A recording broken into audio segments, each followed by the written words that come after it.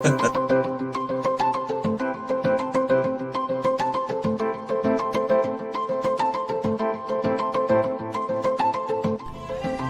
is Lair Media. To whom it concerns, welcome to the panel.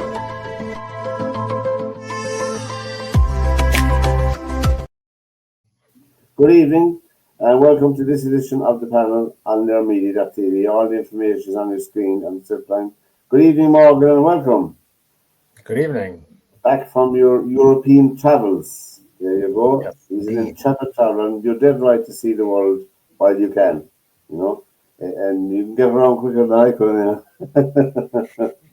And we're promised attendance by other people. There'll be strong words released if they don't turn up, but they promised me they would soon. Well, we're here this Thursday, the 7th of August. I suppose there's been a few developments. We weren't on the air last week, but positive signs of a movement in the awful war between Russia and Ukraine. And they have promised Putin is to meet the President of the United States, Donald Trump, in a few days' time. There's no venue mentioned, but they usually meet in Turkey anyway, you know. The last couple of meetings were held in Turkey, so I presume they'll be there again, you know. It's just awful that this has gone on for so long, you know. And there's no need for it, but I have my doubts about Putin myself, you know, except we were saying, Mark, before I came on air, is that there's some more sanctions that will affect the economy of Russia, except something like that will happen. I can't see much movement, you know, in the whole thing. I don't know what kind of a settlement Russia will be looking for, you know. I mean, will they want to keep what they have gained? I mean, I would expect so. Yeah, I would expect Russia to try to make as many gains as possible before any kind of peace settlement, so they can try to maintain the status quo.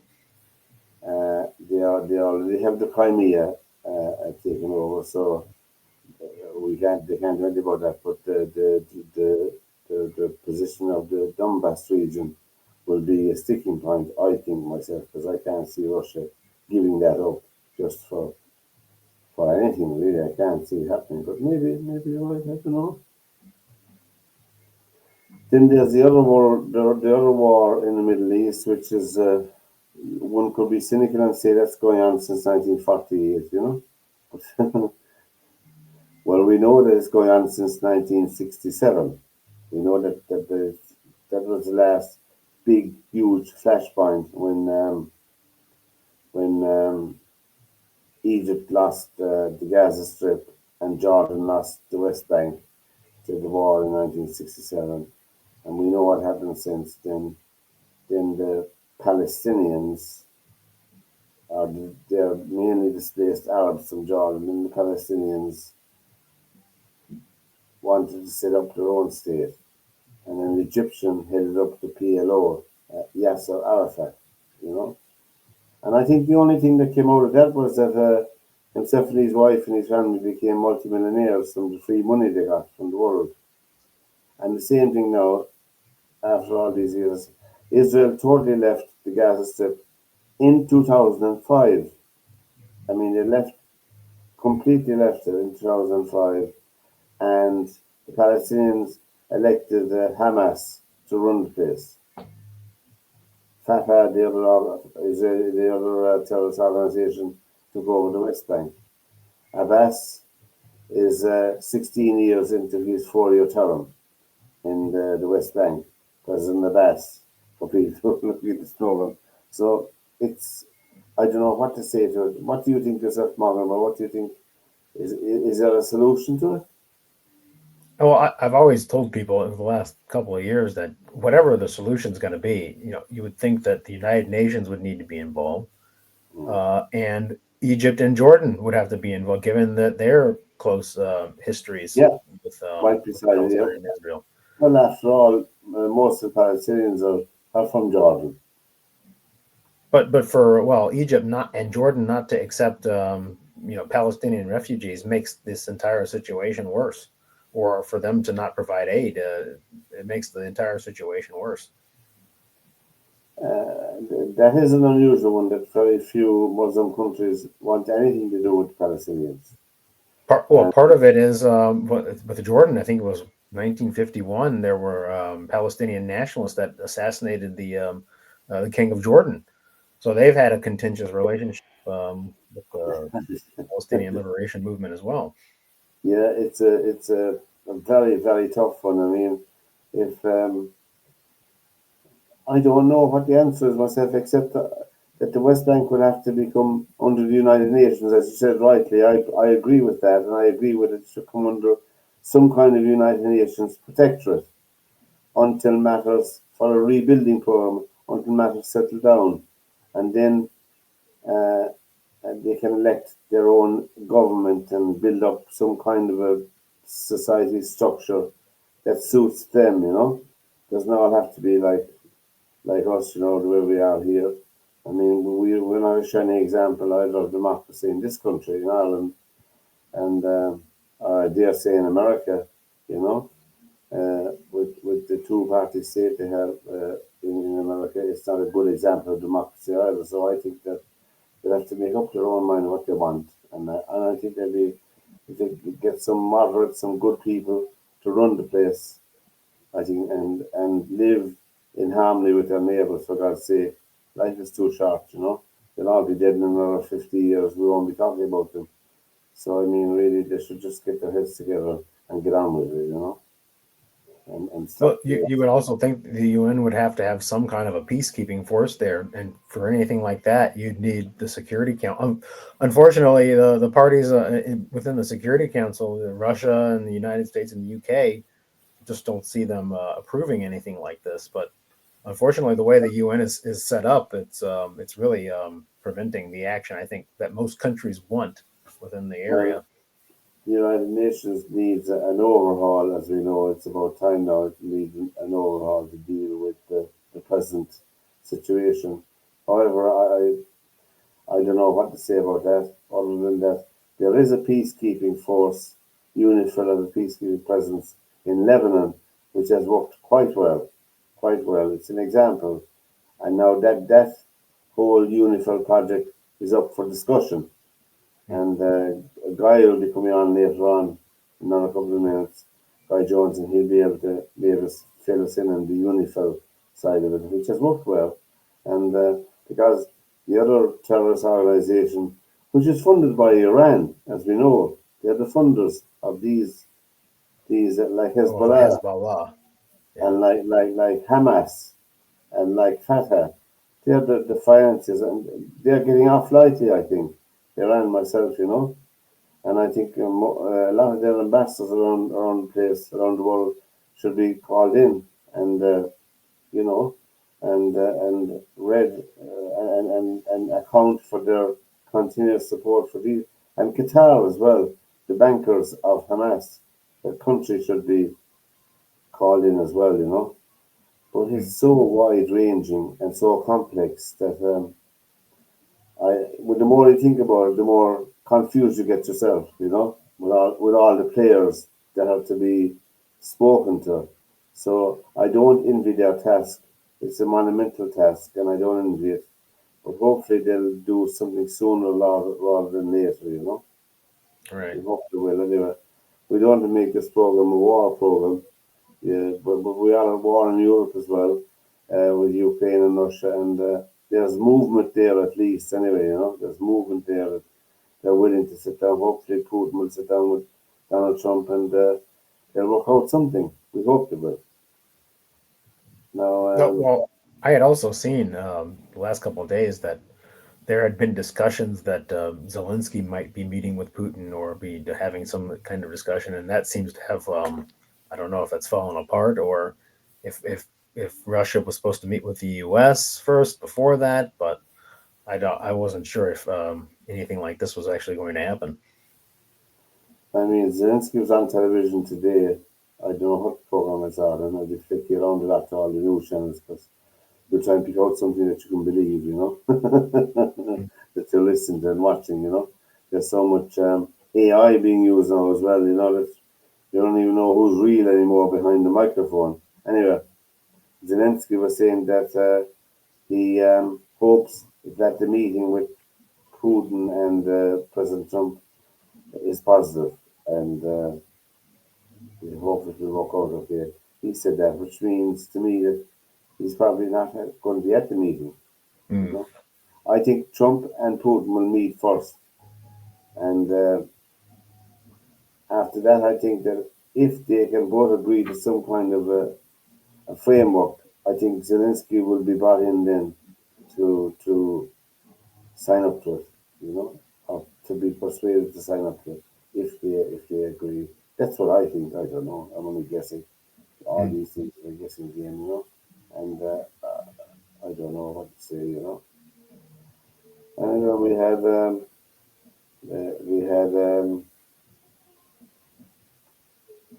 a position taken today by the watchdog on prices in Ireland, and they came up after their findings. Believe it or not, now you need a deep breath for this. Their findings were they haven't found any evidence of price gouging in Ireland in the supermarkets, food items. I think they must be blind, deaf, and dumb not to have it, not to have found that. Were they trying to say that this was all over, or just in certain places? Tony Browne. Oh, there's Tony. I don't have arrived. You know Morgan. He's back from Prague. He's what? He was in Prague, Oh, mountain climbing. Where have you been, Morgan? Where were you? I was Czech Republic. So I was in Prague for part of the time for about 2 days, and then we were off in the countryside hiking and swimming in 17 degrees. I never went hiking in my life, and I have no desire to. But it was worth it at the end. You got to the summit and you get to see everything. I like to know where my bed is. No. Guy Jones, good evening. Hi, good evening. How are we? Morgan Baker, Tony Browne, and Guy. We never had the chance to talk last time. How are you? Evening. Morgan is back from his trip to the Czech Republic. He was mountain climbing and getting plenty fresh air. Grand. Morgan is from Kansas, USA, and the rest of us, we know each other. We were chatting there before you came on here, Tony and Guy, about some movement in the war between Russia and Ukraine. That there's a promise of a meeting now next week between the President of the US and Putin. And hopefully that'll bring some movement to the whole thing. I don't know whether or not. I don't know. I don't think it'll come to anything anyway. Nah. Yeah. Putin doesn't really want to meet him at all. He's only laughing at him. He's only laughing at Trump. And Trump is telling more lies than anything else. So he said he's talking about making deals, and he's no deals made with anybody. He said, we have a deal, we have a deal made with them. You can tell when he's telling lies. He twists his mouth and all he does. He's telling lies. I think we'll hold a deep breath until that happens. And we were talking about the other war in the Middle East, that there needs to be some kind of a movement, a strong movement by the United Nations to solve that issue in the Middle East.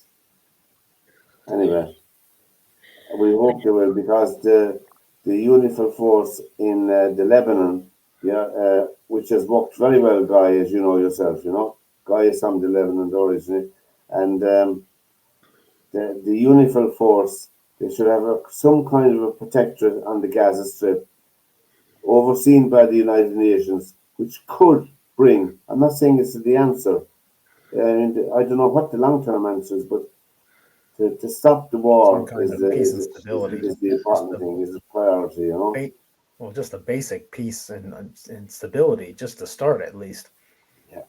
Yeah. And you see, for the people in the south of Lebanon, where UNIFIL bases are, and this is the area of operation of UNIFIL, if UNIFIL wasn't there, these people would have never gone home. They would have never dealt with the fields. They would have never felt that the whole world has not left them, that actually there is a concern about their well-being, etc. So it's a bit of a relief to know that there is attention and there is care. And this is the reason why UNIFIL's presence is still as relevant as it was back in 1978. Yeah, and it has proved to be very effective. You know, as you said, Guy, it has proved to be very effective, and maybe that's some kind of an answer for the Gaza Strip. Maybe, I don't know, that the whole thing could be taken over by the United Nations and overseen as a protectorate in the interim until until they rebuild and people decide what kind of a country they want themselves. I don't know. I don't really know. I'm only wishful thinking myself, you know. As But having experienced the this how do you call it, the synergy of a war, whenever they mention negotiations for a ceasefire, every party, the warring party, will actually raise their stakes up. So they will, when they come to the table, they're coming from a better, let's say, position, negotiating position. yeah, And it's always a very painful time. So you can imagine that these conversations, these negotiations that are happening between Hamas, indirectly, naturally, and the IDF, and they're actually leading to nowhere because the people on the ground in Gaza are still suffering the exact same. This is the reason why I say this period of negotiations for a ceasefire or something is always a very hard period, very hard period. yes, indeed. I spoke to a man last week in Israel. He's living within 6 miles from up in the northern part of Israel from the. You could see the bombing of his bullet targets up there. But he's on the ground. He's retired, but he was saying that you get a different perspective from people who are exposed to the idea of war or killing or bombing. You know, you get a different idea. It is easy for us to talk here when we don't have to go on the ground or anything like that from missiles or anything like that. But it's a terrible situation. It has to stop. There are going to be no winners in it. There's never any winners in war.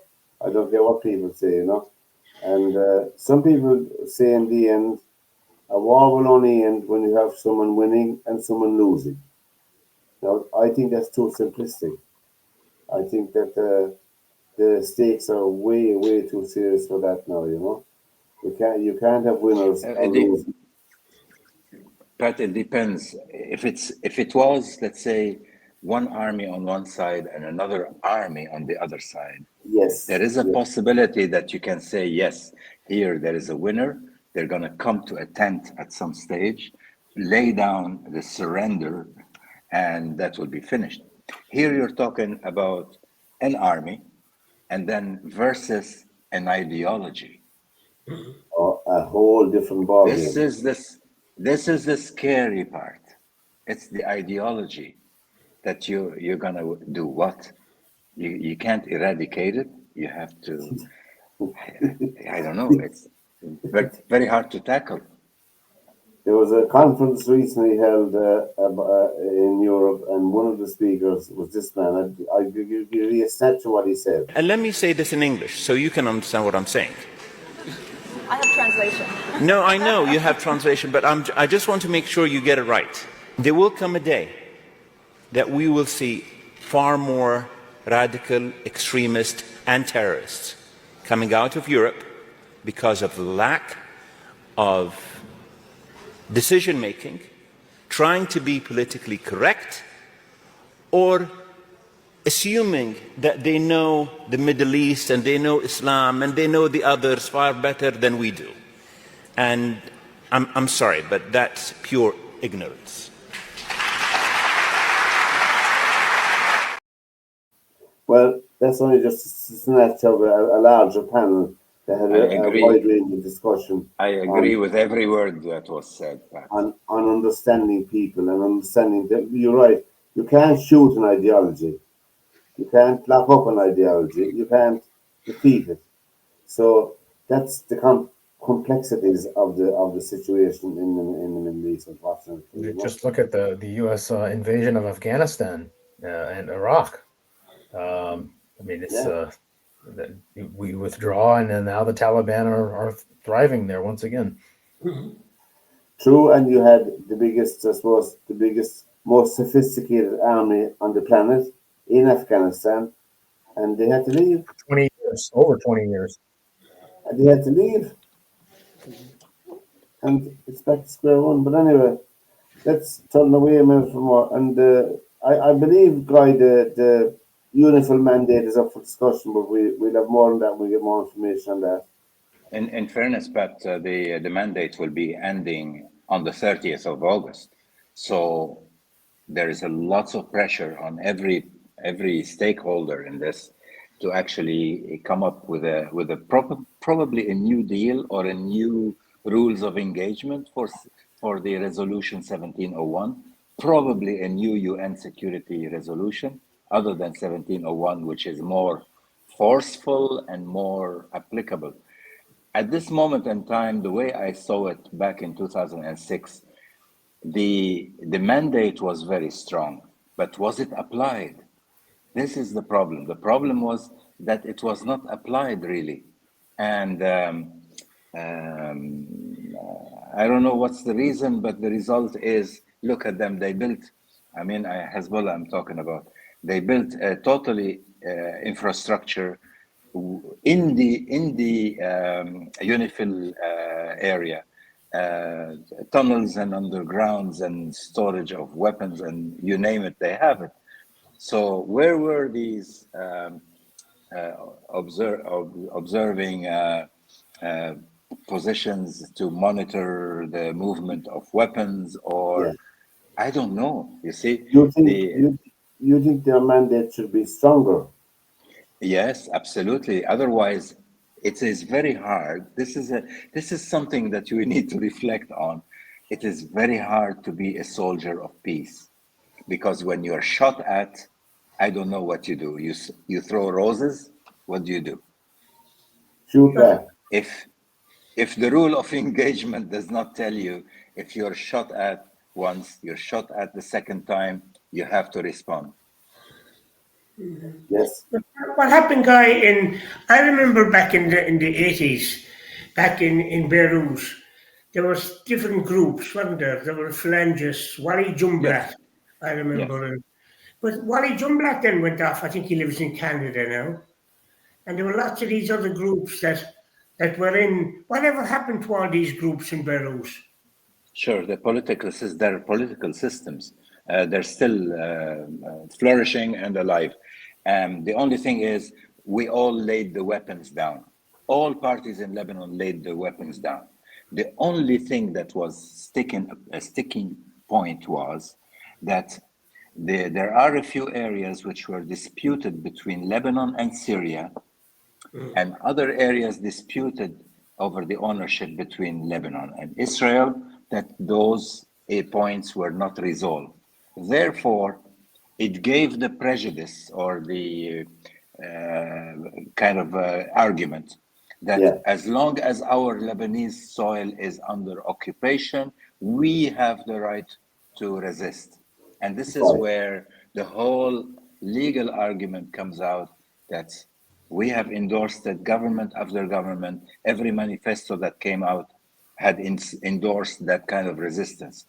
In fairness, it was a game to exist as a not surrendering their weapons. And to be quite honest, right now, at this very moment, the issue of handing over their weapons and decommissioning their weapons is very, very high on the agenda in Lebanon, and God help us.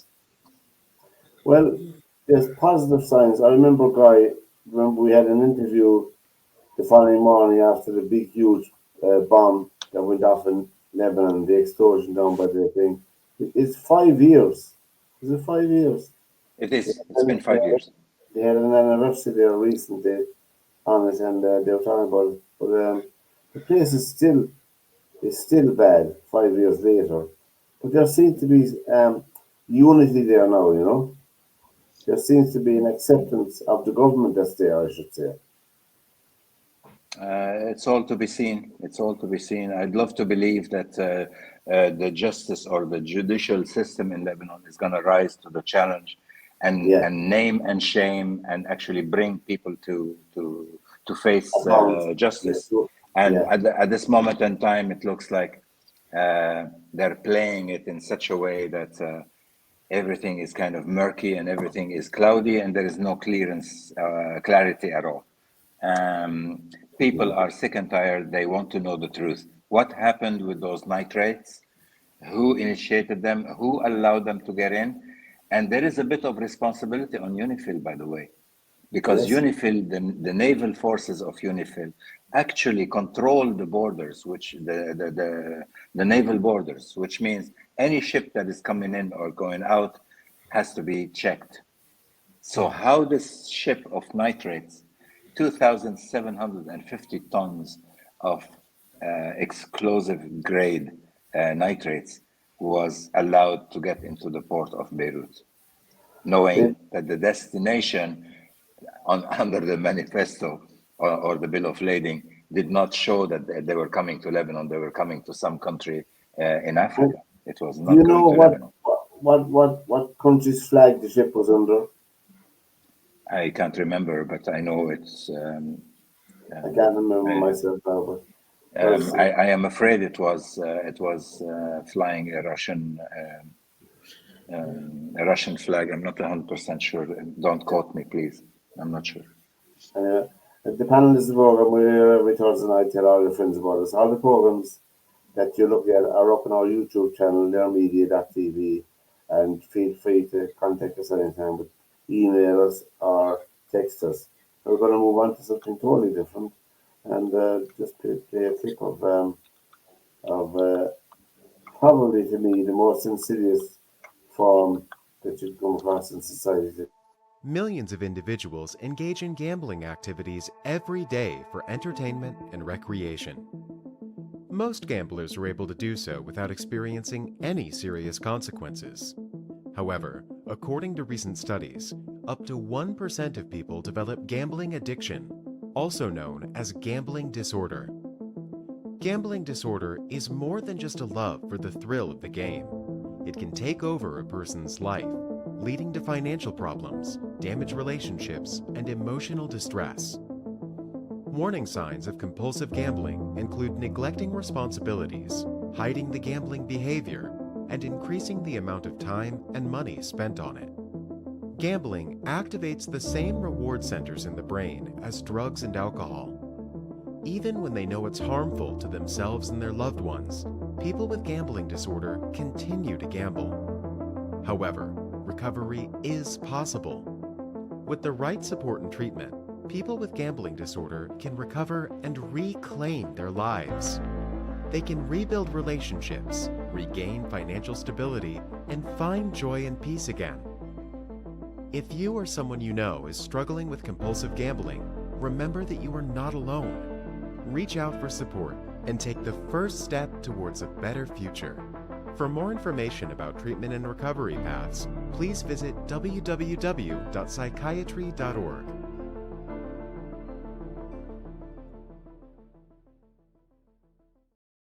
Yeah, I think myself it's time to tackle the online gambling presence online. It should be all completely destroyed. I don't know any chronic. I met one recently, all right. First of all, he saluted me, and I passed him by because I didn't recognize him. And then I said to myself, "Is that so and so?" To myself, "Is that so and so?" And I turned back and I said, "Are you?" "I am," he said.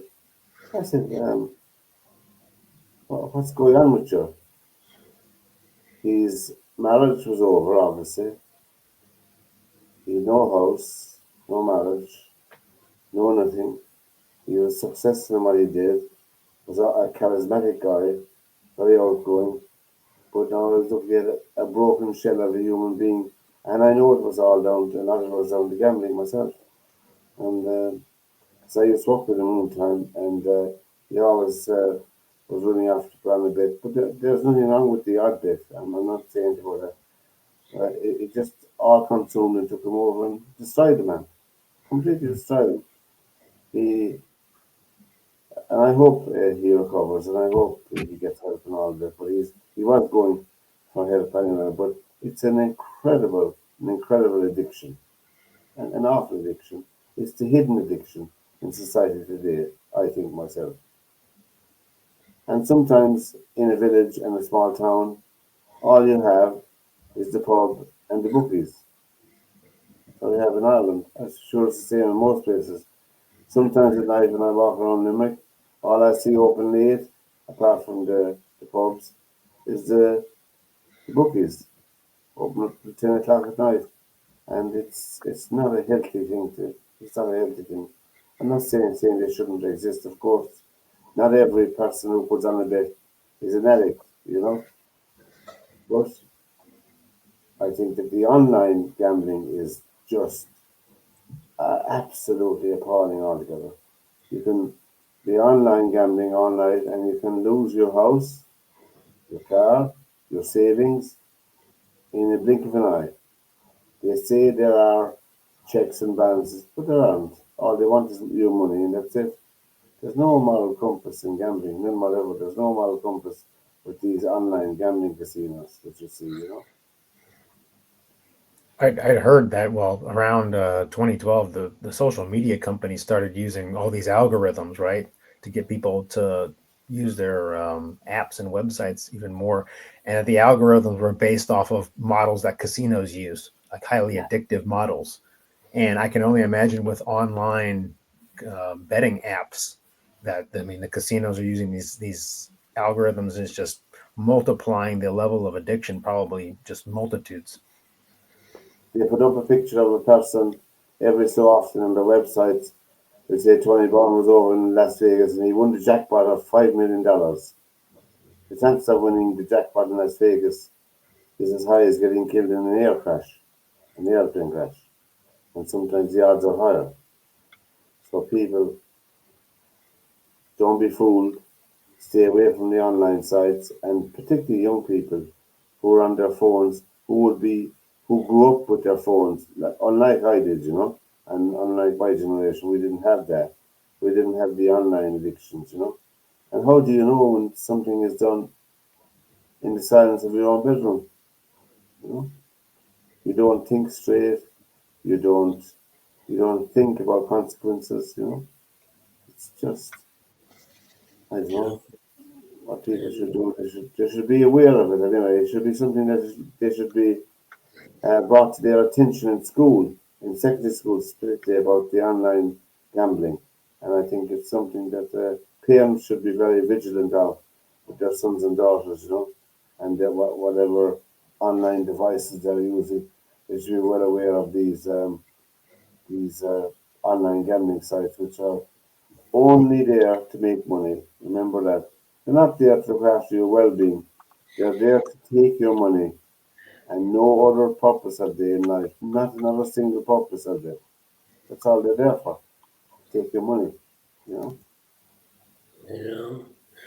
What about poor, well, the two boys will be lost now. What about poor Daniel O'Donnell? Who? Daniel, Daniel O'Connell or Daniel O'Donnell? Daniel Daniel, O'Connell.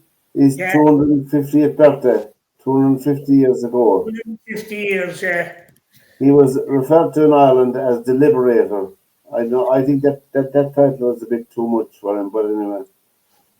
He was born in Carsavine and he lived in Derrynan. Derrynan, is it? Derrynan House. yeah. But he said, when I die, I want my body to be buried in Ireland. I want my heart to be buried in Rome. And Yeah. his heart has gone missing. It was in a silver box for years, but somehow it's gone missing. There's nothing there was no after. Probably not, you know. There isn't. They took it, they took down the kind of the fireplace that was in, I was there in the Irish College. Yeah. There was no hat when they opened it, whatever it went. You know, it wasn't there anyway. But There was a black. that's like Yates above in Drumcliff. Yeah. There's supposed to be nothing in that. His body was never brought home, and people go up and they look at his grave, and they think he's down there, and he's not. So you kind of wonder at times what people look at. He died in France, is it? Yeah, and he was in Switzerland. Can't think this minute now. Anyway, I thought he died in Louvain. Yeah, Louvain could be. Yeah, it might be. I No, don't but know. that's who are we talking about now? I'm talking about Yates. William Butler Yeats. Yeah, William W.B. Anyway, the two boys are last. William Butler Yeats, up the Airy Mountain, down the Rushy Glen. We daren't go hunting for fear of little men. Little men, all right. There was a gathering, which reminds me of a gathering last night below it at the O'Connell Monument. A heap of rubbish to us. There were speeches there by, and then they quoted books, you know, down at the O'Connell Monument last night. The two boys now are last. We're talking about the O'Connell Monument. Daniel O'Connell, Morgan is doing Irish history. Morgan, you look up Daniel O'Connell. He was part of the non-violent movement in Ireland at the end of the last century, and he's credited with being, because Roman Catholics in Ireland had no rights But the Catholics had the books. under English rule. You know, they couldn't practice their religion, they couldn't go to school and all of that. I'm sure you read that, the penal laws, but he was instrumental in his movement to gather what they called support for his idea, and they finally signed into law in 1829 an act called the Catholic Emancipation Act in 1829. So people should read that. Right. Did you ever go to Lebanon, I wonder? Did you ever hear anything about Lebanon? Daniel O'Connell, not Daniel O'Donnell, no, Daniel O'Connell. No, but I tell you an anecdote. Yeah. I went to the Khalil Gibran Museum in Bishari, up in the mountains in Lebanon. Yeah. And there was on the wall a portrait, and it said a portrait of a poet. The Pope? And I said a portrait of a poet. This was okay. And I looked at it. I said, that's definitely W.B. Yeats. And when I did some inquiries, I found out it was W.B. Yeats, and it was Khalil Gibran in New York who hosted him in his studio and made that drawing of him. Oh, that's I didn't know that now. Gibran and Yeats met in New York.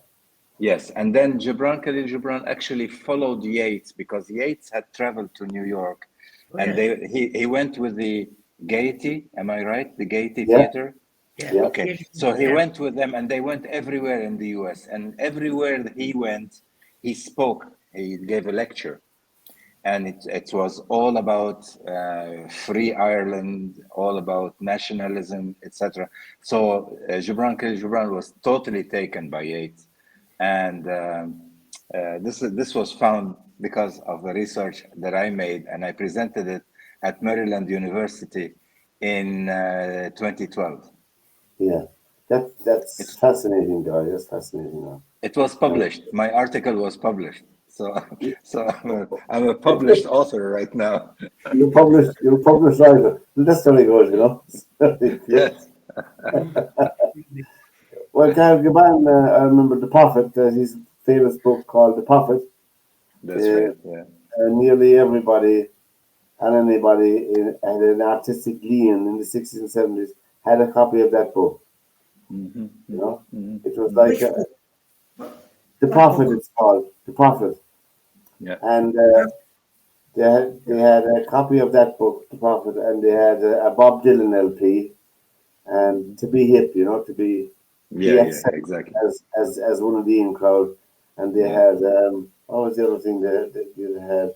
You had to smoke pot as well, of course, if you wanted to be a true artist. Only all true artists smoke pot, so you had to do that as well. See, Marvin, you didn't live at the right time. I'm not advocating it at all. I'm just saying that was the norm. Let's have a laugh. 50 sexiest accents in the world. We're up there, of course. We're fucking charmers. We are right behind the Kiwis and the South Africans. I'm not going to say anything, but clearly this is rigged. And I'll tell you what else is fucking suspicious, and of course, it has to do with the English. They're on it multiple times. Here we have the Queen's English, that's the posh one. My darling, I'll take you to the Beddington. Fucking hell, I hated that. Then we have Yorkshire, I can't do that one. And we also have Geordie, so you got 3 fucking entries and you're still not sexy. Scouse is on it as well, what the fuck? Hang on, why does Boston have an English flag? They at it again, check on everyone in Boston.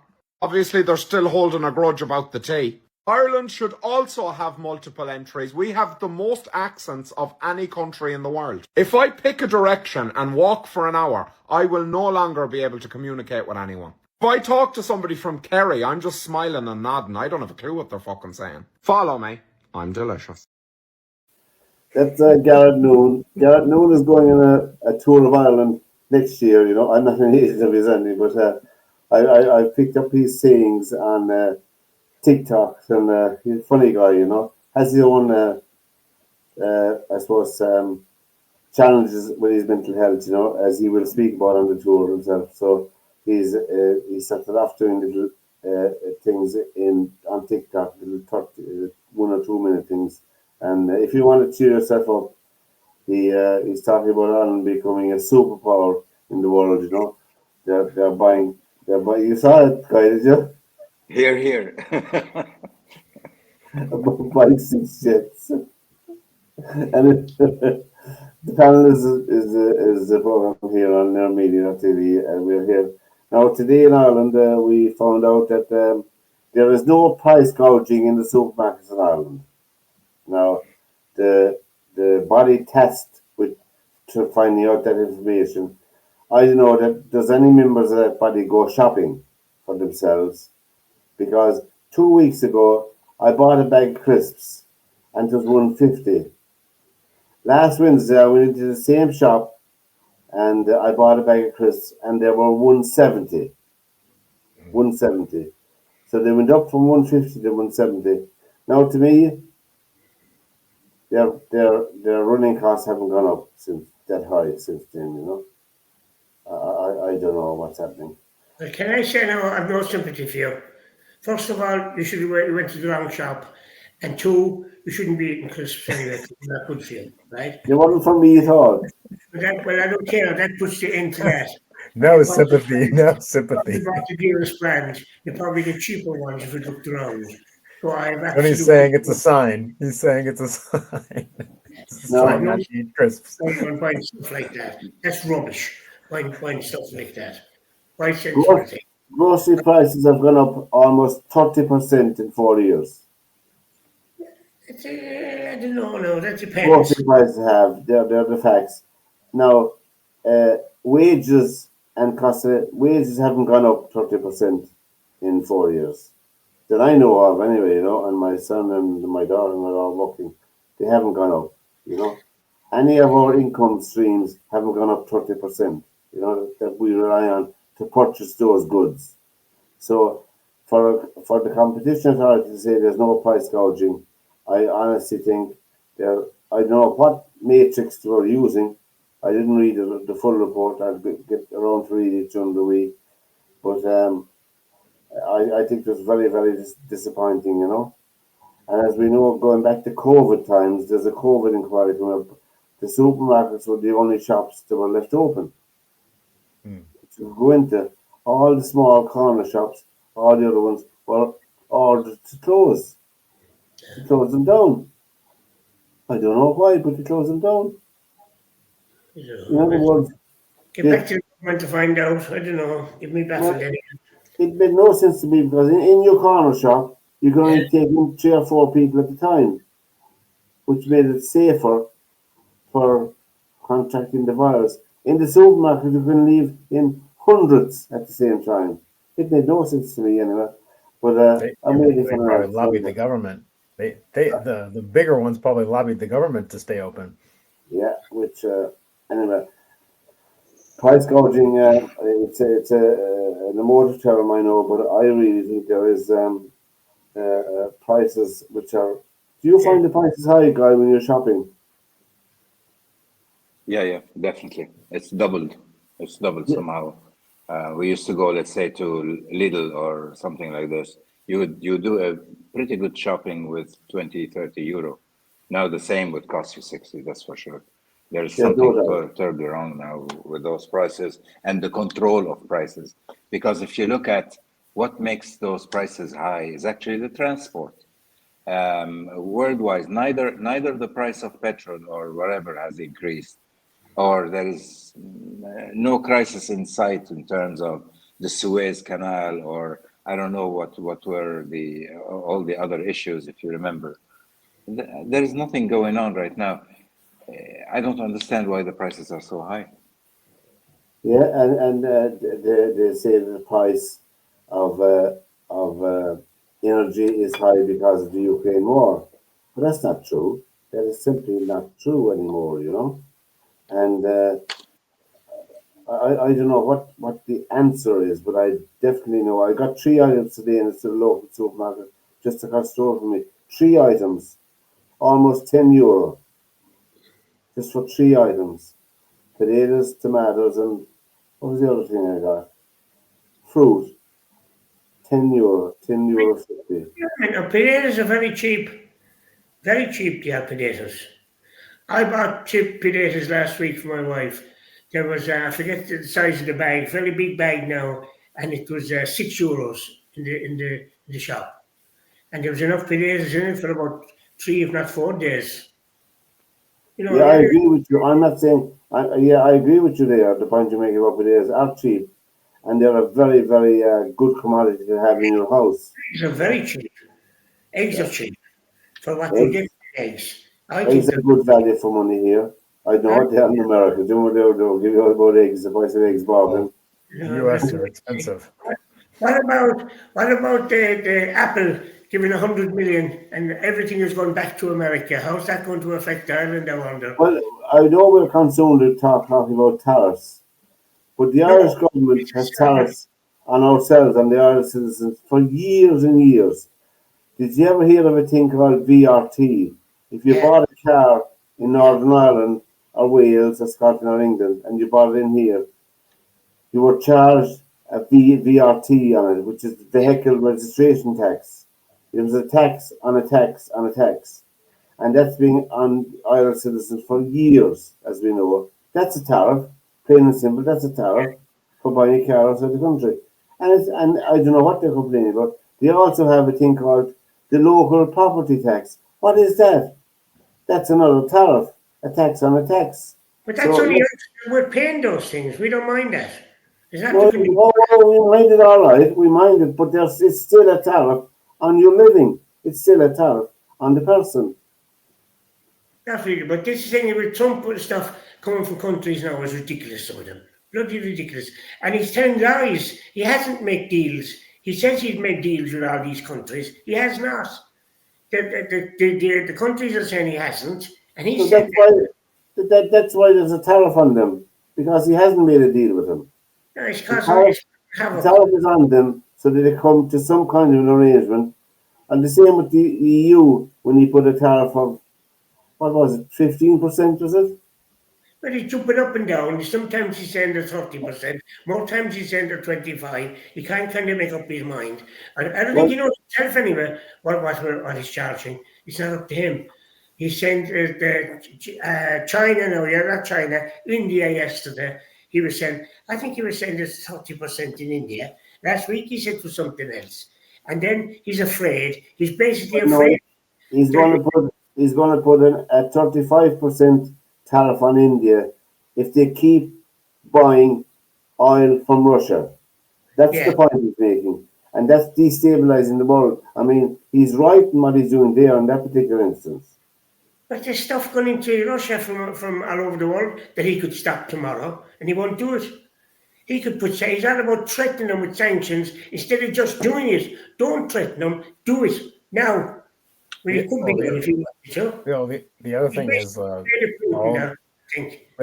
The other thing in the U.S. is all of these tariffs are being reviewed by the courts. It's possible that the Supreme Court could strike them down completely. His ability to impose the tariffs But there are and his own judges. enforce Congress to do it. But the judges, the judicial system was put in by Trump anyway. What can you do? You know, the whole system is crazy. You know, with the American system anyway. They change every 4 years. Crazy. You had to change them. I don't know. In any event, we'll have to see what the Supreme Court says about it. Yeah, but Stranger things have happened there.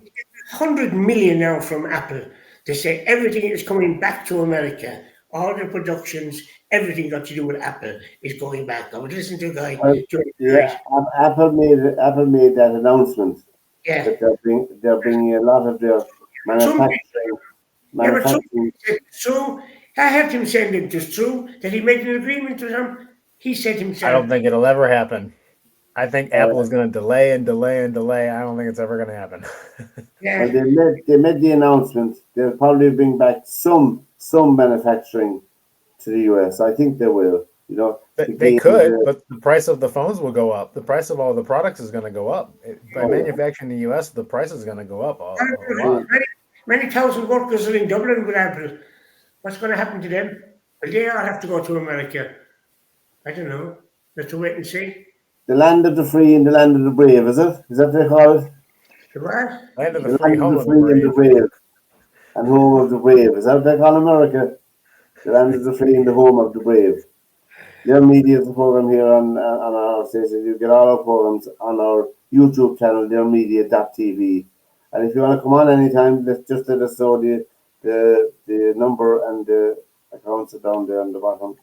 We also have a piece on, I suppose, one of the hidden, or they can be hidden, one of the hidden diseases of our times, particularly in Ireland today. And I think that until it's visited on you yourself, you don't have appreciation. It's labeled under the general term of dementia, which is called Parkinson's and Alzheimer's and all those under dementia. And it creeps up in oneself. It does creep up in you very slowly, but very deadly. My own mum died from severe dementia a couple of years ago now. She was 91. But the only thing she recognized before she died, the only thing she recognized and called by name was the dog, her dog, you know? Her dog was the only thing she recognized. But it is something that we should, I suppose, try and understand and learn more about. I have a piece here and I can't find it at the moment. I don't know where it's gone.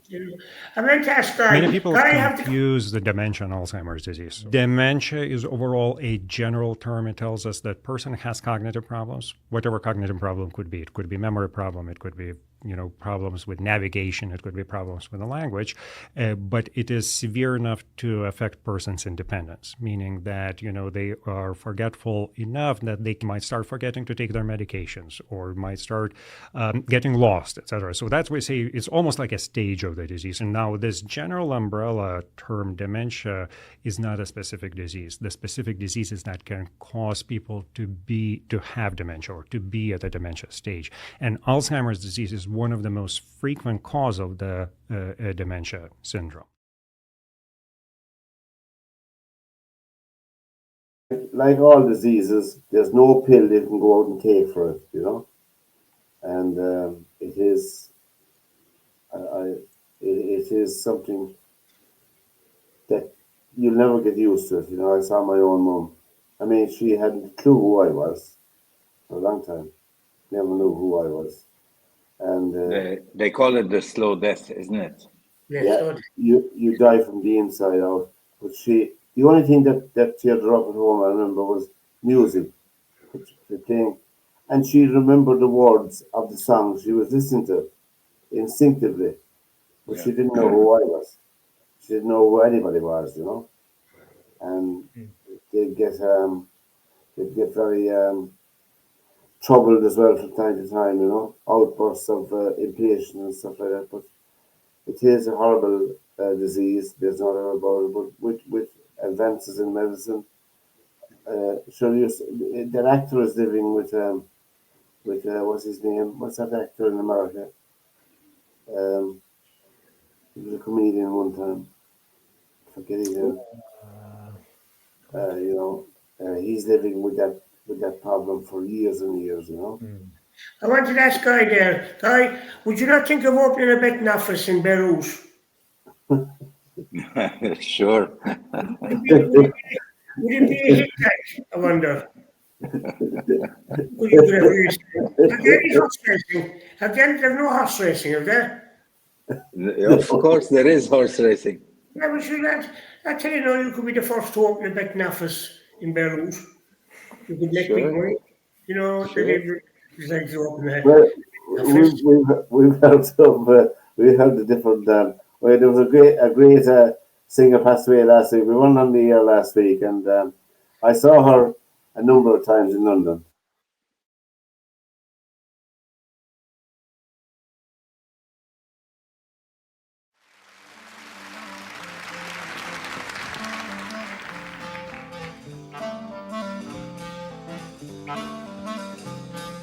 Birds flying high, you know what I feel.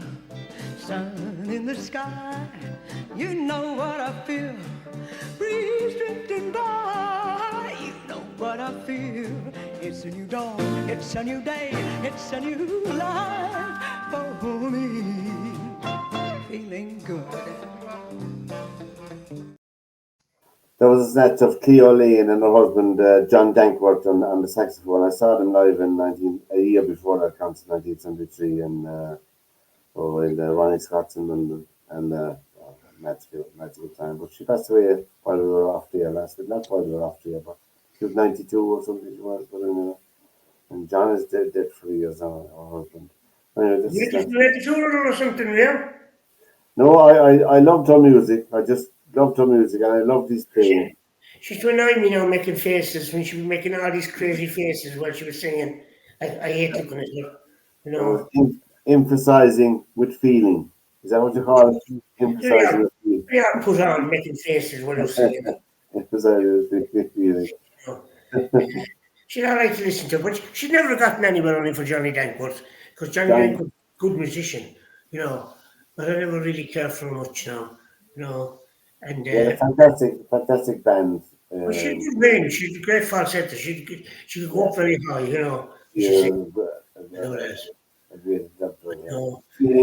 Good was recorded by Bobby Down as well, believe it or not. I could sing that tune, you know. Feeling Good it's a slower number by him, you know. Anyway, that was our little snatch to Johnny Dankworth and Cleo Lane. And yesterday I got a anyway. We've come to the end of another program, boys, and we hope to do it all again next Thursday night. I suppose, Guy, we might get some more information on that uniform situation maybe for the next night. Now I think get some more. I'll do a bit of research into now during the week as well.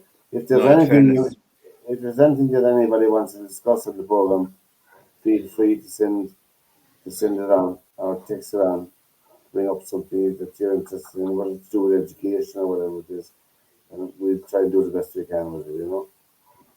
So from Guy Jones, Tony Browne, Morgan Bacon, and myself, till we meet again, Lekun of Day next Thursday night.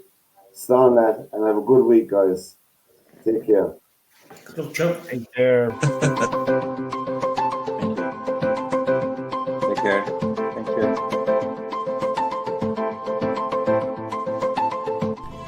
This is Lair Media. To whom it concerns, welcome to the panel.